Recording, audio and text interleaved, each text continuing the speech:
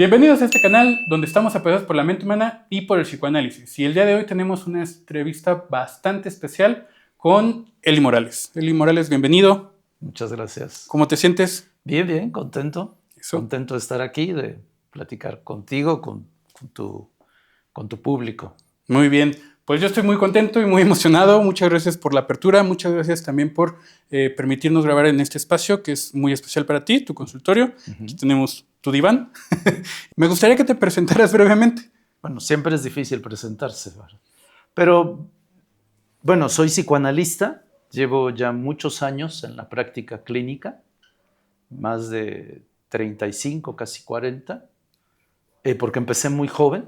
¿A qué edad empezaste? Con la práctica clínica ya en forma empecé a los 22, porque entré a una maestría y esa maestría tenía una fundación y se hizo un concurso para quienes estábamos en la maestría, algunos pudiéramos empezar a trabajar como psicoanalistas, como aprendices de psicoanalistas. Y entonces yo evidentemente apliqué y bien que entré a la maestría a los 22, empecé con práctica clínica.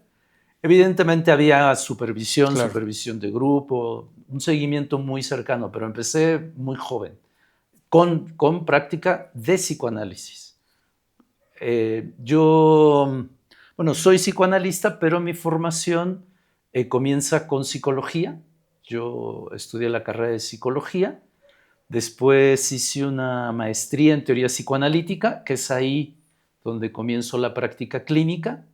¿Esta fue en el CIEP? En el CIEP, con el doctor Néstor Braunstein, con la doctora Frida Sal.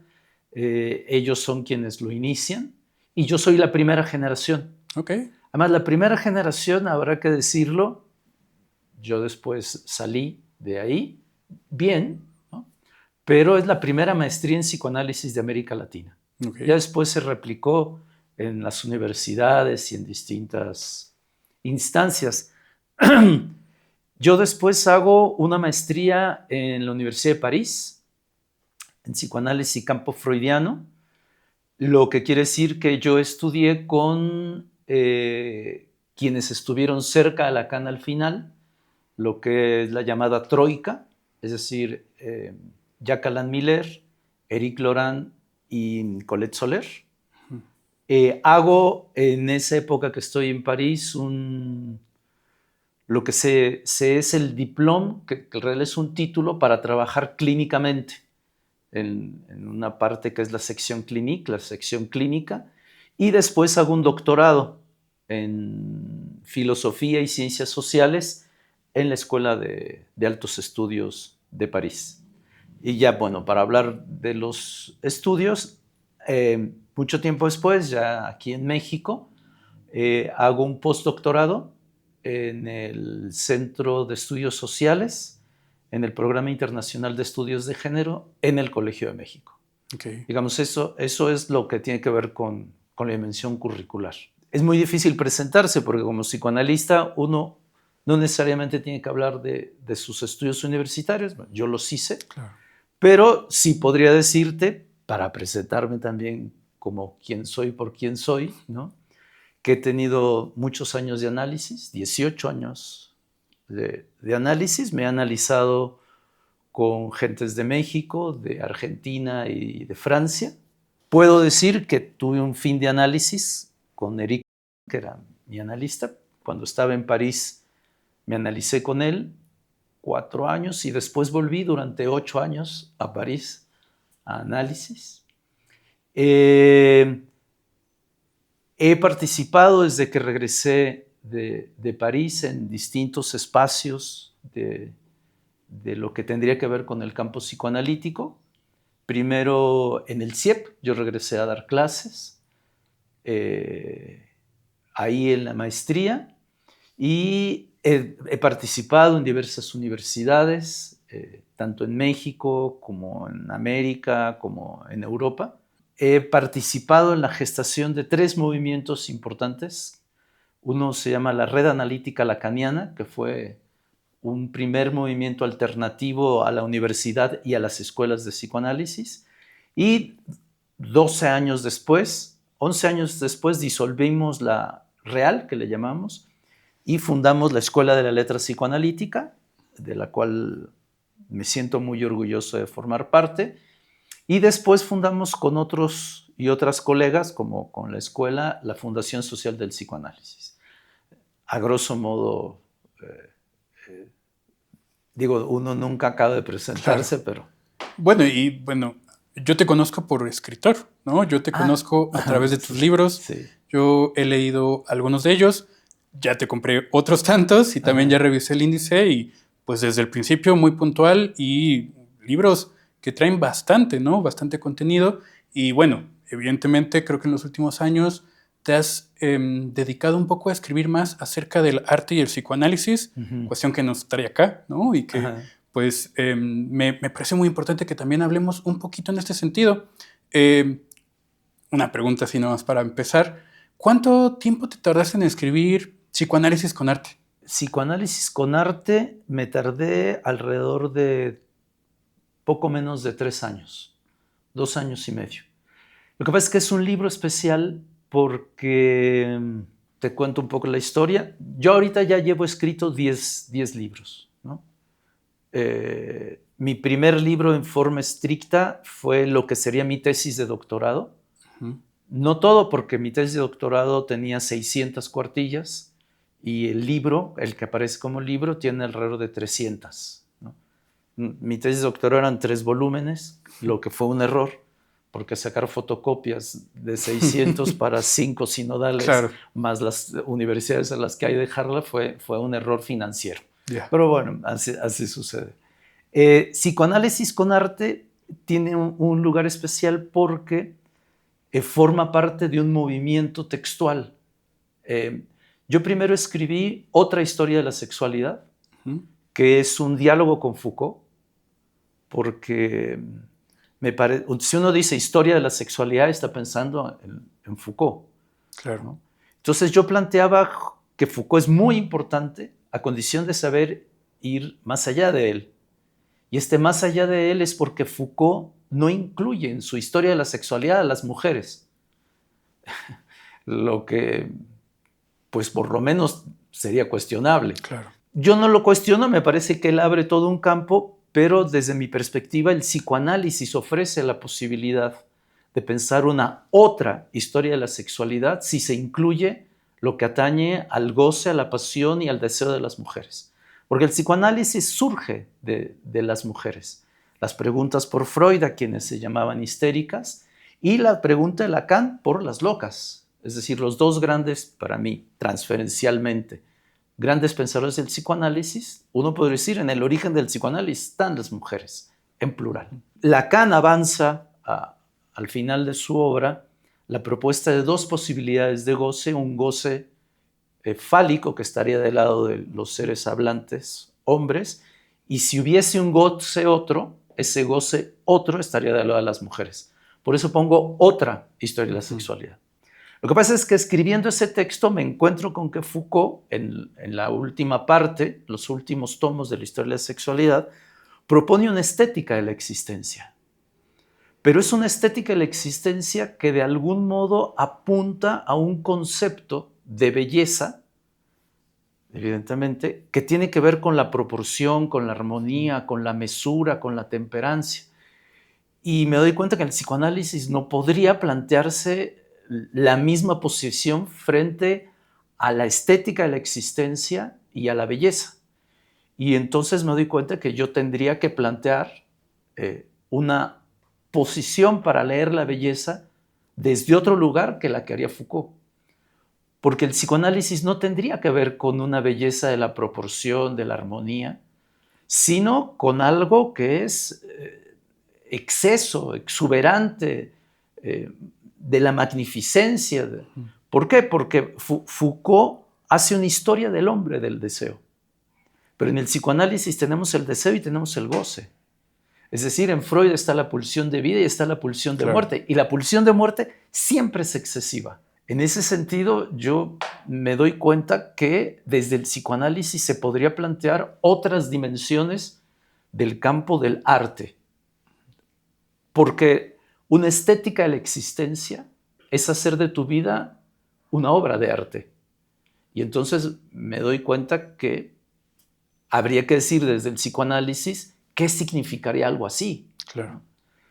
Y en psicoanálisis con arte, esta palabrita, ¿no? Me lleva a estudiar justamente la diferencia entre lo bello y lo sublime, que es una historia de la filosofía además, ¿no? Que va del siglo I, eso es importante, del siglo I de nuestra era. El primer tratado sobre lo sublime es griego, incluso no hay la palabra sublime en griego. Lo tradujeron hiper, que era lo que usaban, se tradujo por sublime, en francés además, ¿no? Entonces se introduce la palabra sublime en relación a aquello, aunque no es exactamente, y lo sublime tiene una historia tan poderosa como la belleza, ¿no? Pero en el caso de lo sublime llega Kant, que es el más grande de los pensadores sobre lo sublime y no sobre lo bello. Es decir, no es nuevo el concepto de sublime. Y cambia todo. En general, cuando uno piensa en el arte, piensa en la belleza, ¿no? No, yo creo que gran parte de la historia del arte tiene que ver no tanto con lo bello como con lo sublime. Está Claro. puesto ahí. Psicoanálisis con arte, entonces, tiene que ver con esta dimensión y evidentemente eso me lleva a pensar a los grandes creadores que serían los forjadores de una nueva estética moderna que incluyese esto, ¿no? La destrucción, el exceso, lo infinito, prácticamente tiene que ver con lo infinito. Bueno, eso me lleva a trabajar a Hölderlin desde una perspectiva, a Dürer, a los surrealistas, evidentemente, pero principalmente para mí a Velázquez y a Goya. Velázquez porque para Lacan, como para Foucault, por eso es un punto importante, se abre una ruptura. Se abre una ruptura, suena raro, pero no está mal. Y Goya, porque me parece que Velázquez es precursor de lo que hace Goya, y para mí, sin Goya, no es fácil entender a Velázquez. Y eso me lleva entonces a irme a estudiar a Madrid, al Museo del Prado, al Instituto de Investigaciones y Archivos del Museo del Prado. Eso me implicó más tiempo, porque pues hube de ir a Madrid y me encerré ahí. Pude ver la biblioteca de Velázquez y la de Goya, porque la tienen. Pude ver los libros que leyeron, los libros que tenían, ¿no? Entonces, bueno, por eso duré un poquito más, pero en general escribo cada 2 años. Un libro me lleva 2 años. Depende. Hay unos que se escriben en poco tiempo, pero los tienes estudiando desde hace mucho, ¿no? El acto de escritura es un acto extraño, es un tiempo extraño. Totalmente. Sí. A mí me ha pasado que vengo pensando y repensando una idea y de repente en 2 horas escribo 8 páginas, queda bien, y a veces todo lo contrario, ¿no? Yo creo que sí es una cuestión compleja, ¿no? Pero pues que al final se disfruta mucho, ¿no? Yo pienso que el proceso de escribir psicoanálisis con arte fue algo que disfrutaste bastante. No sé cómo Sí. lo piensas. Sí. Sí, y mira, la verdad, me planteé, entre otra historia de la sexualidad y psicoanálisis con arte, yo como apuesta me planteé algo de un giro en mi estilo, ¿sabes? Porque me parecía que escribir un libro sobre psicoanálisis no podía hacerse sin arte. Y si quería escribir un libro psicoanálisis con arte, Claro. me parecía que la hechura misma, tanto en el campo del lenguaje como de lo visual del objeto, tendría que ver con algo artístico. Entonces, el sueño secreto era escribir el libro más bello que sobre psicoanálisis se hubiera hecho. No el mejor, no el más importante, no es el más preciso, no eso, Yo quería que fuera eso, el libro más hermoso.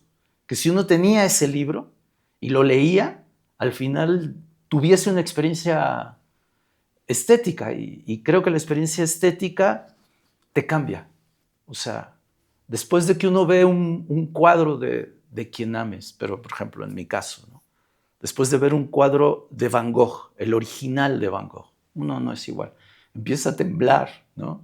Yo frente a las meninas, y bueno, esto ya se verá si se puede pasar, yo ante las meninas lo que me dio fue una excitación erótica. O sea, era tan extraordinario que es como ver a un bello hombre, una bella mujer o un bello Corbett, no sé, según lo que te guste, ¿no? En cambio, cuando uno ve Goya o el Goya negro, el cuerpo reacciona frente a algo del orden de lo inconmensurable. Si hubiera un modo de decir negro en inconmensurable, dices Goya, el Goya oscuro, ¿no? Las pinturas negras. Las pinturas negras. Entonces yo eso quería con ese libro. Y por eso me tardé más también, porque estaba ensayando un nuevo estilo. Claro. ¿No? Y tiene mucha poesía, ¿no? O al menos yo al leerlo hubo momentos que me conmovieron, ¿no? Donde pues realmente me llevaron hasta el llanto, ¿no? De algunos momentos. Y eso pocos libros de psicoanálisis me lo han transmitido, ¿no? Freud, Brownstein con una memoria de uno y del otro también lo logró. Psicoanálisis con arte. Y también este libro de Paloma Herida, también hubo momentos de mucha emoción, ¿no? Con mucha fuerza y sobre todo un planteamiento entre político, pero también artístico y muy poético, todo lo que vas escribiendo con todo esto. Al escribir, ¿hubo momentos para ti que también te llevaron quizá al llanto o quizá a, pues esto que nos transmites como esta excitación erótica? ¿Cómo es ese proceso? Bueno, igual esto no estaba planteando las preguntas que te di, pero se me acaba de ocurrir. ¿Qué piensas? Siempre ha sido un enigma el proceso de creación, ¿no? Y uno tiene poco claro cómo surge. A mí escribir me angustia. Es decir, me gusta mucho, pero no es sin angustia, ¿no? Y yo necesito crearme un personaje. Es decir, este es mi consultorio, aquí trabajo 12 horas con clínica y estoy, digamos, concentrado al 123%, dejo 2% para que no se crea que hay un todo, ¿no? Yo cuando escribo, cancelo y me voy a escribir a un hotel. Trabajo 10 horas, empiezo a las 8 de la mañana y termino a las 10 de la noche, me doy tiempo para comer. No me visto igual, me llevo mi moto, tomo mezcal en la tarde si me apetece, me entrego al campo de la escritura. No puedo combinar, a lo mejor hay quienes sí. Combino a la hora de la comida en eso. Combino con mezcal o con cerveza, con lo que sea. Y realmente, últimamente estaba escribiendo en un hotelito en la colonia Roma, que se llama el Hotel Milán, porque estaba en un lugar bonito y porque no era caro, porque pues me puedo pasar un mes, ¿no? Y para mí nunca es sin emoción. El psicoanálisis tiene algo que a mí me gusta mucho, que su mismo movimiento doctrinal es muy emocionante. Es la sexualidad, es la muerte, es la infancia, es la mujer, es el hombre, es el cuerpo, es la pasión, es el goce, es el deseo. O sea, ya nada más eso. No sé si yo fuera arquitecto y te diría, no, bueno, pues es la profundidad, es la altura, es el color, la luz. Sí, es la luz, ¿no? Y cada, por llamarle así, cada saber o práctica discursiva tendrá sus brillos y sus intensidades, pero para mí el psicoanálisis toca lo más humano de lo más humano, ¿no? Uno no puede escribir sobre el deseo con cara de escoba, ¿no? O sea, no sé, a lo mejor de otras cosas sí, pero no necesariamente, o del goce. Entonces, sí, a veces uno no te deja escribir lo que te está atravesando. No sé si llamar la emoción o el afecto o el temblor subjetivo, ¿no? En varios momentos y de distintas maneras. Por ejemplo, en Psicoanálisis con Arte, a mí especialmente me conmovió mucho cuando estuve estudiando lo que tiene que ver con el nombre propio y Oscar Wilde, por ejemplo, me conmovió muchísimo. Pero después me conmovió más cuando trabajo lo que tiene que ver con los campos de concentración, porque es una emoción diferente, ¿no? Y me entusiasmaba hasta las lágrimas escribiendo sobre lo sublime, ¿sabes? Además escribo sobre el psicoanálisis con arte, tiene arquitectura, tiene literatura, tiene pintura, tiene música, tiene cine, tiene dimensión de documental, es decir, traté de atravesar, no hay danza, ¿no? Bueno, algo tiene que quedar por fuera. Claro. Y sin embargo, ¿no? Son, no sé, casi 400 y tantas cuartillas, y me di cuenta que había dejado por fuera dimensiones de arte extraordinarias y que no hablo de mujeres. No hablo de mujeres artistas. Entonces me di cuenta que estaba yo haciendo el síntoma de Foucault. O sea, ahora hablo sobre Claro. arte, pero nada más hablo de hombres, ¿sí? Ah, qué bien, ¿no? O sea, acabo de escribir un libro diciendo que sin eso no, sin la dimensión de las mujeres y el goce de las mujeres no se entiende, y ahora hago, porque bueno, así es. Entonces me doy cuenta que no, que tengo que escribir sobre artistas mujeres. Y entonces eso hago en heterotopologías con sexualidad, ¿no? Donde fundamentalmente trabajo a artistas mujeres, y esto me lleva evidentemente a otros campos del arte como es el performance. Y entonces me doy cuenta que psicoanálisis con arte tiene una concepción del arte mucho más clásico. Clásico no es antiguo, claro. Clásico es vigente, pero que tiene una estructura, sí, más o menos ya de un cierto arte o de producción estética más del lado como de lo clásico, del ortodoxo. Hasta, bueno, podríamos decir un poco, hasta cierto eurocentrismo, ¿no? Como artistas europeos, aunque, bueno, igual tocas otras dimensiones políticas que igual podríamos mencionar, pero sí como entiendo el punto de lo clásico, que no deja de ser bello, ¿no? Que no deja de ser sublime y que también es importante hablar de ello, pero sí se siente como que se deja un poquito de lado estas otras dimensiones, ¿no? La mujer o las mujeres, artistas, y también un tanto lo latino, un tanto lo mexicano, que retomas posteriormente, sí. ¿No? Sí. En psicoanálisis con arte, el punto de anclaje más con lo que tiene que ver con mi historia y con América Latina es cuando trabajo Argentina y lo que tiene que ver con la violencia de la dictadura, los desaparecidos políticos. Y también Ayotzinapa, ¿no? Sí, y tengo un capítulo sobre Ayotzinapa que es México. México ahora, ¿no? Es decir, no es del todo eurocéntrico. Lo que pasa es que, bueno, mucho del arte, de un cierto tipo de arte que se vincula con el psicoanálisis, porque habrá que decir que el psicoanálisis nace en Europa y difícilmente uno puede descentrarse por una cuestión ideológica. A mí me parecía que, siendo riguroso, habría que trabajar a quienes ahí estuvieron.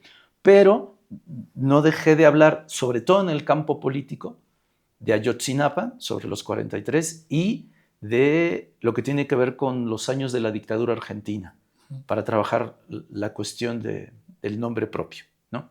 Pero sí me doy cuenta que no había mujeres y que faltaba más retomar, sin olvidar Europa, retomar más lo que tiene que ver con América Latina.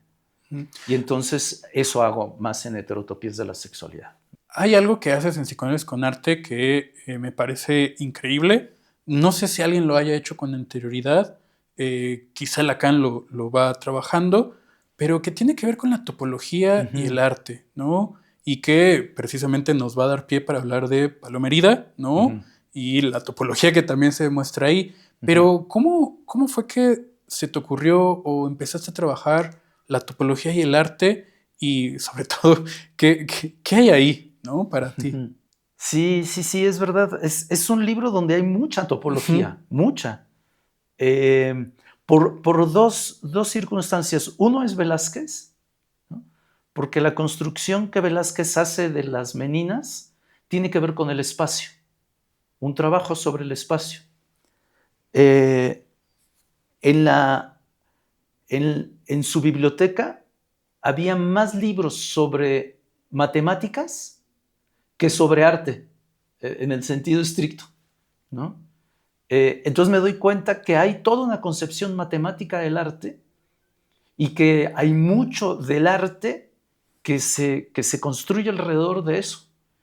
Y realmente Las Meninas es el primer cuadro de topología moderna, porque quien ve el cuadro, como la ventana termina aquí, pero la ventana seguiría, realmente uno está dentro del cuadro, al mismo tiempo que estás afuera. Velázquez está adentro del cuadro, pero lo pinta afuera. Entonces yo digo, aquí hay una topología. Total. ¿No? Hay una topología impresionante y lo que genera. Y Velázquez lo planteó así. Cuando se hacen las medidas matemáticas de cuánto mediría la ventana que sale y no se ve, o cuánto mediría esta, nos damos cuenta que 8 metros después del cuadro estarían dentro del cuadro. Es decir, las personas que están 8 metros cerca del cuadro, no importa si son japoneses, porque esos siempre se pegan, ¿no? Estaríamos dentro del cuadro. Y Velázquez mismo está dentro y está fuera. ¿Qué pinta Velázquez? Se dice que está pintando Las Meninas, pero cuando mides cuánto mide el lienzo sobre el que supuestamente está pintando Velázquez y cuánto mide Las Meninas, no es la misma medida. Si tú mides, o sea, porque todo el mundo dice, está pintando a los reyes, porque se ven en el espejo. Si fuese así, por la distancia entre el espejo y la espalda de Velázquez, lo que se vería en el espejo no podría ser los reyes, sería la espalda de Velázquez. Es decir, es un cuadro matemático. Totalmente. Que te engaña. Todo el tiempo crees que lo que ves es cierto, cuando en realidad, incluso si tú vas a los libros de arte o las mismas guías del museo, te dicen, ¿qué está pintando Velázquez? ¿No? Y entonces así los más abusados te dicen, no, está pintando a los reyes de España. El rey de España se lo creyó, le manda a pintar a Velázquez un premio, cuando no lo podía tener por el tipo de nobleza. Los engaña a todos. No pueden ser los reyes de España lo que está pintando. Entonces se ha visto que la distancia entre Velázquez y el lienzo grande, entre eso y Velázquez hay un pequeño lienzo que es el que aparece en el espejo, pero no es el cuadro grande, ¿sabes? Entonces yo aquí hay topología. Y después, Lacan, en el seminario de Sintón, ¿no? 23. En el 23, vincula al arte con James Joyce. Entonces me digo, el psicoanálisis puede aportar, porque la topología forma parte de su construcción clínica, doctrinaria, epistemológica, incluso si le podemos decir, una nueva concepción de ver el arte. Entonces, por eso introduzco la topología. Y que eso mismo, bueno, tanto la cuestión política como la cuestión topológica, como abordar a la mujer y a alguien latinoamericano, está en Paloma Herida, ¿no? Sí. Inclusive a mí me pareció increíble cuando voy leyendo acerca de la banda de Moebius y las dos Fridas, me pareció algo que, bueno, a ver, uno de los cuadros de Frida Kahlo que más me gusta es ese, y nunca había visto la banda de Moebius, y cuando tú la vas describiendo dije, claro, ahí está, ¿no? ¿Cómo fue para ti llegar a ese punto, ¿no? De la banda de Moebius y las dos Fridas? Porque me parece que ahora que estás hablando de Velázquez y la topología que ves ahí, pues fue un proceso muy similar cuando viste a las dos Fridas, ¿no? ¿Cómo fue eso? Yo creo mucho en el acontecimiento, ¿sabes? El poder del acontecimiento. Pues yo no creo que haya acontecimiento si no hay un deseo vectorizado que te empujó a un cierto lugar, ¿no? Entonces, Frida no es cualquiera pintora, ¿no? No por eso es quien es. Sí, bueno, Frida comercial, Frida chamarra, Frida calzones, Frida Hayek, ¿no? Porque hay quien dice, no, Frida es famosa por la película de Salma Hayek, ¿no? Pero se les olvida que sube una película hermosísima de Renato Leduc que se llama Frida, con Ofelia Medina, que las dos películas tienen lo suyo. En una se presenta al mundo Frida, ¿no? Con todo lo que implica Hollywood. Y en cambio la de Renato Leduc es una joya de culto, ¿no? Casi no hay diálogos. Y Frida, a mí lo que me llamó la atención es, ¿por qué escriben Monsiváis, Octavio Paz, Carlos Fuentes, hombres de la alta cultura, ¿no? Sobre una pintora que supuestamente pinta feo, ¿no? Porque es lo que es, pues son bien feas sus pinturas. Hay muchas personas que lo devalúan, ¿no? Sí, muchas personas dicen, pues, cuando no creo que tenga que ver con lo feo o lo bonito lo que hace Frida, ¿no? Bueno, todo esto porque cuando empiezo a estudiar las artistas latinoamericanas que han generado ruptura, porque hay muchísimas, ¿no? Encuentro a Minujín, que es una artista argentina, que es una de las primeras que hace performance, una dimensión importantísima del arte latinoamericano tiene que ver con ella, y otra es Frida, porque Frida, bueno, lo trabajo ahí, fue la primera mujer y la única que ha pintado abortos, que ha pintado cesáreas, fue la primera en pintar un feminicidio, fue la primera en pintar el suicidio de una mujer por el dolor de no haber logrado ser. Es decir, Frida hace, y por eso me importó, de la pintura performance. No es un cuadro. Frida donde cada vez que hay algo de Frida se arma un desmadre. Doy un ejemplo rápido. El Georges Pompidou acabó de ir el año pasado a París, ¿no? Entonces tienes el catálogo y hay una sala que se llama Picasso, impresionismo, sala Frida Kahlo. Y órale. Entonces uno va a la sala Frida Kahlo, ¿no? El triple de esto, ¿no? Muchos cuadros, ¿no? ¿Dónde está Frida? Y entonces yo dije, donde haya gente. Y entonces había gente, es un cuadrito así de Frida, en una paredcita, porque si no, pero eso hace que la sala se llame Frida Kahlo y que la gente vaya. Es decir, ya hace performance, su nombre hace performance. Así era ella, ¿no? O sea, cuando pintaba, por ejemplo, cuando pintó la pulquería, junto con los Fridos, creo que la fiesta duró 2 días, Hubo mariachis, toros, alcohol, balazos, tequila, canciones, fueron todos los de la alta cultura de izquierdas, ¿no? Hasta María Félix, pero fue el borrachito de la esquina, el tlapalé, ¿no? El desmadre. Bueno, cada vez que a Nueva York, el desmadre que armó, en París, o sea, Frida hacía del arte performance. Entonces eso me importó muchísimo, porque yo estaba trabajando a Lorena Wolf, una artista performática actual, a Minujín, que tiene todo esto, y Frida me parecía que habría bisagra, pero cuando la empiezo a estudiar, me doy cuenta la maravilla de posibilidades que hay ahí y lo que esta mujer implica y lo que esta artista implica. Las dos Fridas. Las dos Fridas en la historia del arte siempre se han planteado como la Frida americana y la Frida europea, cosa que me importaba mucho, y todo lo que implican los simbolismos. Pero no son iguales. O sea, uno cree que miden lo mismo, que tienen... No.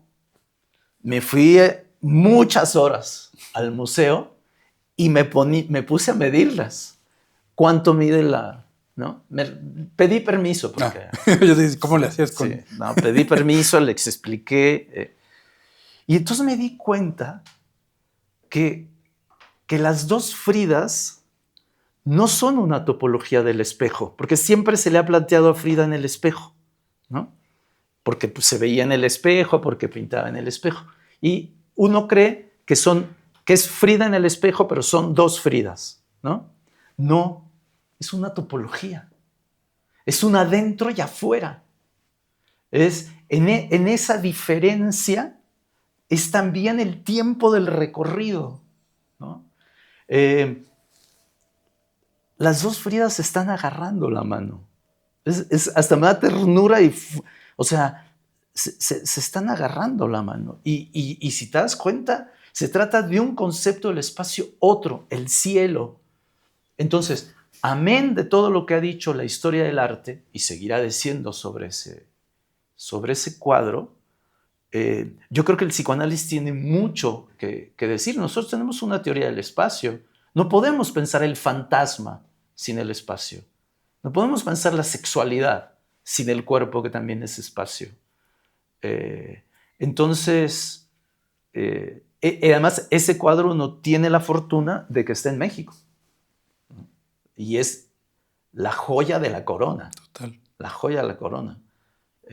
Hace no muchos años, incluso me invitaron a escribir, se trajo la segunda gran exposición de surrealismo en México. Pero es la más grande que ha existido. Vino Magritte, vino Dalí, o sea, obra, ¿no? Todo el surrealismo. Y estuvo en Bellas Artes, ¿no? En Bellas Artes. Entonces yo les digo, yo quiero escribir sobre Frida. No, pero es que Frida no sabe si es surrealista o no es surrealista. Yo les digo, bueno, pues problematicémoslo. Pudieron traer un cuadro de Frida. Y por eso en el libro está Frida, surrealismo y psicoanálisis, porque la relación de Frida con el surrealismo es muy interesante, muy importante. Que inclusive podríamos, bueno, no sé, me atrevo a decir que subvierte el surrealismo en cierto sentido, ¿no? Claro, es que el surrealismo es una ideología estética europea, que se lo quisieron poner a Frida para decir que una ideología estética europea también era americana. Y Frida dice, yo puedo vincularme con ese movimiento, pero lo mío no es eso. Entonces, no es sin relación para hacer diferencia, ¿sabes? Ya no sé por qué estaba hablando. Por la exposición. Entonces, fue toda una discusión con los dueños de la colección, con el Museo de Bellas Artes, con todos los curadores, y nos tuvimos que reunir, ¿no? Para ver si se podría traer a Frida o no, porque mi texto era sobre Frida. No me dejaron ponerlo en el libro. Me dijeron, no, es que Frida. Yo dije, perfecto, entonces voy a escribir un artículo sobre Frida y el surrealismo. Pero lo interesante es que yo les dije, oigan, pues las dos Fridas están en el Museo de Arte Moderno, está a menos de 1 kilómetro, traigan las dos Fridas, les dije, y se les llena. Claro. La exposición que más visitantes ha tenido, hasta antes de otra, que no diré, la exposición que más visitantes ha tenido en Bellas Artes fue la vez que fue la exposición sobre Frida, en Bellas Artes. Nunca antes había ido tanta gente a ver obra de arte en Bellas Artes. Entonces yo le dije al director del museo, tráete las 2 Fridas. Te aseguro que te revienta la exposición. Pues no la dejaron. La directora del museo no quiso prestar las 2 Fridas. Yo con eso te digo el valor que tiene. Claro. Estamos hablando de Magritte, de Dalí, de Braque, de Picasso. Vino mucho Picasso. Trajeron el sillón de boca de Dalí a la exposición, que se llamó Solo lo maravilloso es bello. ¿No? Es inclasificable. Eso es lo que dijo esa exposición.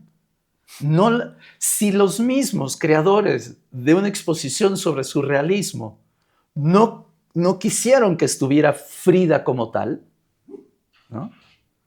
Eso significa que no forma parte, pero no la pueden dejar fuera porque entonces el surrealismo pierde a una de sus grandes mujeres, que tiene muy pocas. Leonora Carrington, ¿no?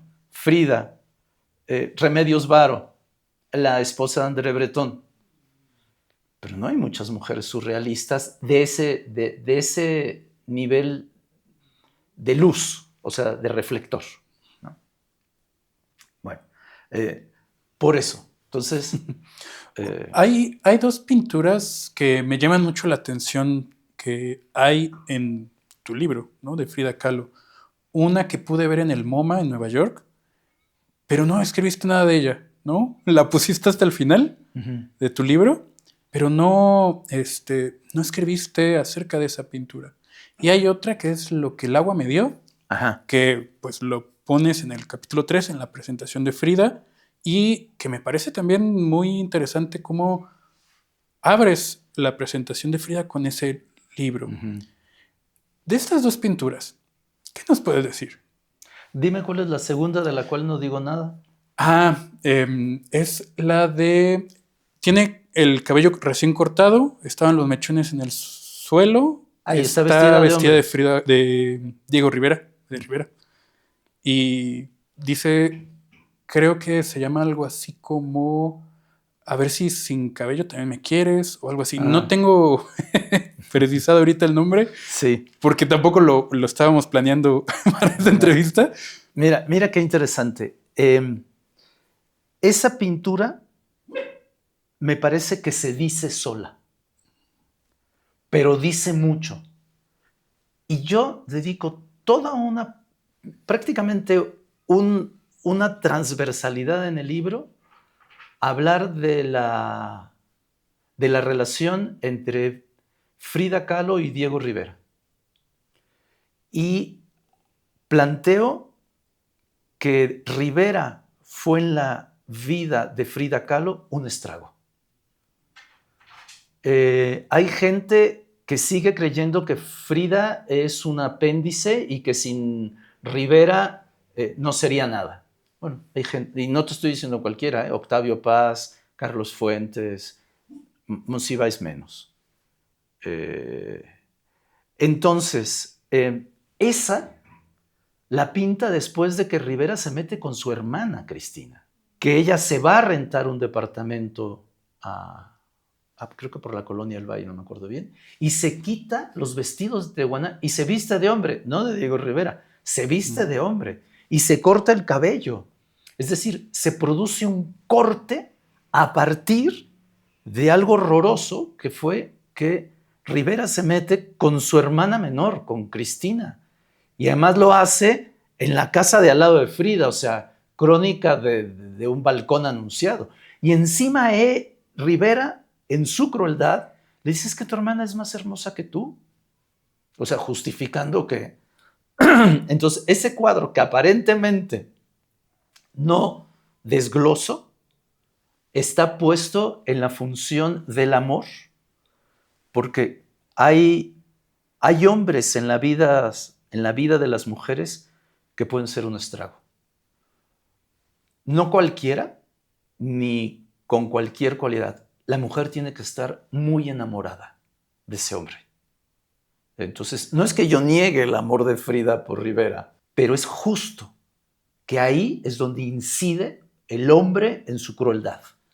Porque estás bien enamorada, vas a aguantar todo y vas a aguantar esto y vas a... No es que no le diera muchas cosas y no le... No estoy diciendo eso. Pero... Y Frida pinta otros 2 cuadros que tienen que ver con eso. Algo de herida, ¿no? Que trabajo, porque ahí no es evidente la relación con Rivera. En unos cuantos mechoncitos, no sé cómo se llama, ¿no? Lo vamos a poner aquí en la pantalla y vamos a poner la imagen también. Tiene que ver con ese momento horroroso, que hace que se divorcien. Es Rivera quien le dice que se divorcien, que porque para que no la critiquen, que para que no la ataquen. En realidad era porque querían dar con más mujeres sin que lo criticaran incluso los del Partido Comunista, porque todos no se iban a dar con mujeres. Cuando Frida está pintando las 2 Fridas, llega el contrato de divorcio. O sea, está pintando en ese momento. Por eso todo lo que implica. Frida dice, sufrí 2 grandes accidentes en mi vida. Uno a los 18 años me atravesó un tubo en un choque con un tranvía y el otro, Diego Rivera. Entonces de ahí yo tomo para desmitificar esto del gran amor entre ellos, ¿no? No, se trata de una relación muy dolorosa. Muy dolorosa. Entonces ese. Y el cuadro... al otro, el que haces referencia, es el que André Breton señala como el gran cuadro surrealista de Frida, ¿no? Y es impresionante lo que Frida puede transformar. No tiene que ver con una estética de la precisión, ni con una estética fotográfica, ni siquiera con una estética de la representación. Frida dice, yo no pinto sueños, pinto mi realidad. Bueno, pues su realidad era lo más parecido a un sueño, ¿no? Entonces está llena de elementos simbólicos, ¿no? Muchos detalles que jamás sabremos del todo, por suerte, porque no estamos para saber, pero es un cuadro de una fuerza surrealista, ¿sí? De una fuerza surrealista que no es surrealismo, porque el surrealismo no tiene que ver con América Latina como corriente. Aquí hubo un movimiento estético que es el estridentismo, que es un movimiento nacido en tierras americanas que retoman parte de lo que plantean los surrealistas, pero a la mexicana. Germán Lizarzubide, del cual acaba de haber una exposición muy importante en el museo creo que es el Museo de Arte Moderno, el que está en Minería, donde está el caballito. Okay. Y que su lema era, viva el mole de guajolote, cabrones. O sea, ese era su lema, ¿no? Y se plantean un modo de pensar la relación entre inconsciente, arte y expresión, pero no sin política. Claro. El surrealismo es importante también para Frida, porque el surrealismo se divide en una parte fundamentalmente freudiana y después, ya en el segundo manifiesto, un vínculo con los partidos comunistas, las revoluciones sociales. A Frida le gusta eso. Freud y Marx, pero no sin México, no sin Flores, no sin Chango, no sin Rivera, no, pues ya con eso, o sea...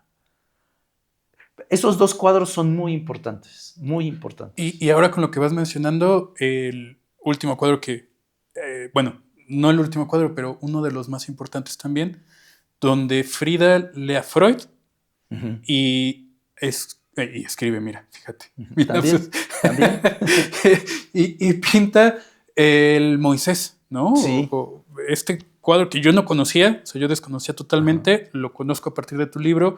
Yo jamás hubiera imaginado que Frida leyera a Freud y en alemán, ¿no? El Moisés y la región monoteísta, para pintar eso, ¿no? Me parece increíble y cómo lo rescatas, ¿no? Este saber, ¿no? No sé si podemos decir saber, pero este escrito, tu escrito, ¿no? Sí. Es un cuadro muy importante, muy importante. Hay que decir que Frida leía a Freud. En los libros, en su biblioteca, tenía varios tomos de Freud, y hay libros intervenidos. O sea, a Frida le interesaba mucho la relación entre narcisismo y líbido, y escribe y pinta en los libros de Freud. Es decir, no solamente... por ejemplo, el libro que le regaló Breton, de Nadja, no está intervenido salvo la portada. Pero en los de Freud tiene dobladas las esquinas de algunos capítulos, tiene pintadas hojas, es decir, leía Freud. Pero lo más impresionante es el Moisés, se llama Moisés, sin artículo. Freud lo escribió en el 39, Frida lo pinta en el 45, no había traducción. Lo habrá leído en alemán o habrá conseguido, pero lo más seguro, o sea, no había publicación de eso en castellano. Y queda fascinada. Y produce una obra extraordinaria. Para quien dice que Frida se pinta así sola y pinta monos, ¿no? O que Frida, pobrecita, sufría mucho y lo único que hace es pasar su dolor. No, ahí te das cuenta que era una mujer culta, inteligente, creativa, atrevida. Fíjate, es uno de los pocos cuadros. Este es un cuadro por encargo, porque uno de sus protectores dice, mira, este libro Freud, ¿no? De Freud sobre Moisés y el monoteísmo. Frida lo lee, queda tan fascinada que no puede sino pintar. El que le da el libro no le pide el cuadro. Bueno, no sabemos, no está documentado. A lo mejor habrá quien diga, no, sí se lo pidió. Bueno, vale. Pero es tan fuerte que 2 años después le piden una conferencia sobre el cuadro. De ningún cuadro le piden una conferencia. Y es tan extraordinario lo que Frida dice además, ¿no? Y algo que es muy interesante es que Frida no sigue la propuesta de Freud, pero toma la dimensión más importante de la propuesta freudiana y la lleva al campo de lo político. Y es de tan fuerte actualidad que sin decir a qué me refiero, verán cómo es de una profunda actualidad. ¿Qué dice Freud? El gran héroe judío es egipcio. Ups. Y la gran propuesta monoteísta viene de una religión del sol. No, bueno, o sea, lo deportan a Freud seguramente. Total. Si no es que otras cosas. Decir que el héroe judío es egipcio, con todo lo que está pasando, y decir que el dios monoteísta viene de una religión de Atón, que tiene que ver con el sol, pero además se atreve a decir, y a Moisés lo asesinaron. Tómatela. ¿Tú te das cuenta de lo que eso implica? Para el movimiento político, para el pensamiento, para todo. Claro, Frida queda loca. Dice, ¿qué es esto? O sea, esto configura el origen de Occidente de un modo absolutamente diferente. Y también para el momento en el que lo pintó, ¿no? Y para el momento que estamos viviendo ahora, ¿no? Me parece formidable y en ese sentido, pues, el hecho de traerlo, ¿no? A tu libro, escribirlo, transmitirlo, me parece increíble, te agradezco mucho, ¿no? Creo que es un excelente libro, deberían de comprarlo todos. ¿Dónde lo pueden comprar estos libros? Mira, por el de Psicoanálisis con Arte todavía hay. Tenemos un lugar en la Ciudad de México, ya lo tenemos porque se llama Casa La Paz, que es una casa de medio camino. En todo caso te envío la dirección, ahí lo tendremos. Y el libro de Frida se acabó la 3ª edición. Tenemos que sacar la 4ª edición. Porque a lo mejor es importante decirlo, no es un libro para psicoanalistas. No solamente. Yo como psicoanalista disfruté mucho leer ese libro. Bueno, también lo escribí yo, ¿verdad? Pero mis colegas psicoanalistas lo han disfrutado mucho. Pero no es solo para psicoanalistas. Es para artistas, estudiantes de cualquier campo de las ciencias sociales, pero también a quien le guste el arte y le guste Frida. En la presentación del libro había 5 guías de turismo que les importaba mucho porque pues ellas son las que cuentan a los turistas. Yo dije, nunca me imaginé que este libro podría a lo mejor que quien hable de Frida a los turistas, hable del lugar de la muerte, hable del lugar del aborto, hable del lugar de la política, del vínculo de Frida con los movimientos políticos y sociales. Me pareció genial que 5 guías de turismo estuvieran. De hecho, ahí. yo voy a regalar el libro a 2 personas, un guía de turistas de Sevilla, ¿no? Un gran amigo mío, Ignacio, te mando un saludo, y a una prima que estudia en la Universidad de Salamanca, ¿no? Y le quiero regalar una a mi hermana que vive en Querétaro, ¿no? A ver si todavía tienes uno por aquí, de una vez lo compro. Pero si no, luego ahí te lo encargo, sí. ¿No? Pero bueno, me parece formidable. Tengo una última pregunta, ya sé que estamos cortos de tiempo, pero es la más importante de mi canal, ¿no? Que sería, para terminar, ¿no? ¿Qué sería de tu vida sin el psicoanálisis? No, yo no existiría. No, yo no existiría. La vida te da cosas. Yo leo mi primer libro de Freud a los 9 años. Mi papá era marino. Sigue siendo, no sé dónde quiera que esté, pero... Y hicimos un bar subterráneo que se llamaba el Barco, ¿no? Entonces a mí me gustaba. Yo tengo 3 hermanas y soy el único varón, hombre, o más o menos, ¿no? Y entonces a mí me gustaba irme ahí. Y en el librero de mi padre había un texto que se llamaba Relaciones humanas en el mar. Yo tenía 9 años. Lo agarré, lo abrí, y hay un capítulo que hablaba del ello, hablaba yo, id y super-id, algo así. Y entonces yo empiezo a leer de Freud a los 9 años. No sé qué me pasa, no sé qué me toca, que quiero comprar un libro de ese señor. Yo que no leía, o sea, yo soy alguien formado en los libros, pero lo único antes había leído a Dostoyevsky, a lo mejor por eso, porque también fue un encuentro a los 8 años. Y entonces voy a la librería Cristal con mis ahorros, cosa que era inédito, porque yo compraba pelotas, fútbol, y me compro unos libros de Freud de Editorial Rueda que todavía tengo. Es más, me voy a levantar para... Ay.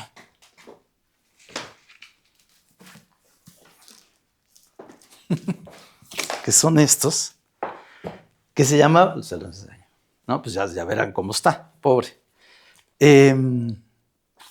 ¿Dónde empiezo a leer a Freud a los 9 años? Una gran decepción. Porque claro, ¿qué leí? El tabú de la virginidad. Pues yo tenía 9 años, yo quería saber qué era eso del sexo, ¿no? Entonces yo empiezo a leer, digo, pero después leo Psicopatología de la vida cotidiana y me vuela la cabeza. Me encantó, tenía 10 años. Yo no sabía que iba a devenir psicoanalista, yo quería ser economista. De hecho, estuve en el ITAM, guácala. Pero bueno, no guácala, sino no era para mí, ¿no? Es decir, yo desde niño no habría sido quien soy sin el psicoanálisis. Y es mi pasión y mi penitencia, ¿no? Pero bueno, la vida a veces te regala esas cosas. A mí me regaló Freud para todos, por eso lo compré, Editorial Rueda. Entonces, lo que he hablado de eso en análisis, ¿no? Te quiero agradecer esta oportunidad. No sé qué le significa a la gente hablar a quien uno no conoce. Agradezco al equipo técnico y rudo también. Ojalá sea importante para alguna gente. Y te agradezco mucho. Y bueno. Bueno, para mí ya es muy importante. Yo el que tengo que estar agradecido por la oportunidad soy yo. Y te agradezco infinitamente por esta charla, por todo lo que me enseñaste en esta hora que tuvimos de plática. y esperemos que no sea la última, ¿no? Ojalá en algún otro momento posterior tengamos otro espacio así para charlar, o quién sabe, igual y hasta me meto a estudiar con ustedes en su escuela. No, bueno, pues será un honor. Ya veremos qué dice la vida. Una alegría y bueno, ojalá a la gente le pueda decir algo. Bueno, pues, y el libro de Frida debe salir en un mes. Perfecto. Te envío los datos donde se puede conseguir. Perfecto. ¿Sí? Pues muchas gracias, Eli. Vale. Y pues nos vemos después. Chao. Bye.